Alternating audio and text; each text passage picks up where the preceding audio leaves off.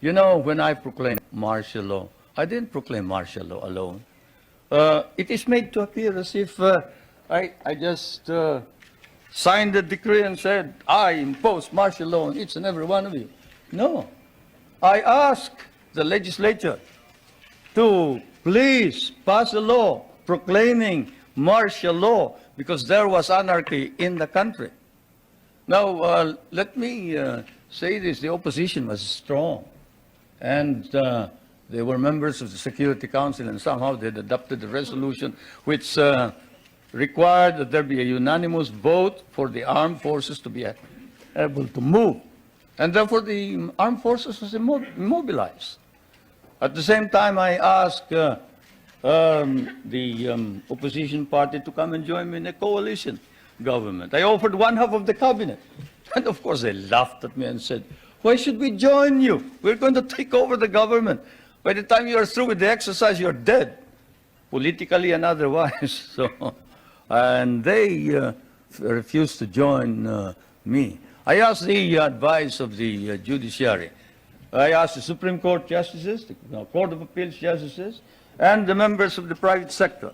And all of them told me there's only one man who can proclaim martial law, and that is the president. And you are it.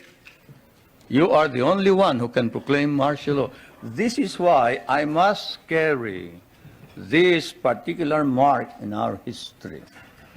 I could not have transferred it to the legislature. Why? Because the legislature did not have the power. What does the Constitution provide? The President shall be the Commander-in-Chief of the Armed Forces of the Philippines, and he may order the armed forces out to quell any disorder, riot, rebellion, invasion, insurrection, and in case of invasion, insurrection, rebellion, or imminent danger thereof, when the public safety requires it, he may suspend the privilege of the writ of habeas corpus or proclaim martial law throughout the Philippines or any part thereof. What does that provision provide? It provides that only the President can proclaim martial law. I repeat, that is why I had to assume responsibility. And I am not one for shirking duty. The people said there was necessity for proclaiming martial law.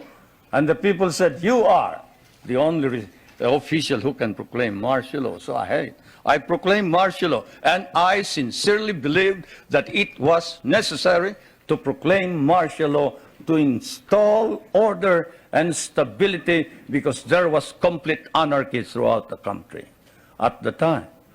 Now, therefore, at that particular period, what was the status of our government? Our government was immobilized, impotent. The armed forces could not move out. The industry was not at all in any way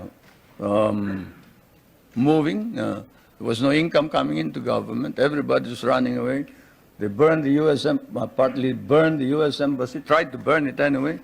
They tried to kidnap the American ambassador. American ambassador was Byroad, Ambassador Byroad. And they tried to kidnap our foreign minister, Romulo, whom you just saw today.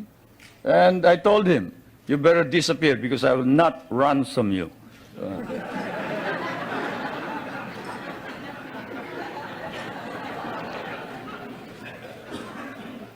But whatever it is, they burned the Manila International Airport, they bombed the Supreme Court, they bombed the Constitutional Convention, they bombed the City Hall, they burned part of Malacanang Palace, they attempted to kidnap my children, they attempted to kill the President 8 times. There was, of course, an attempted assassination against the First Lady. You all know about that. And this required that I immediately act on it, and so I did.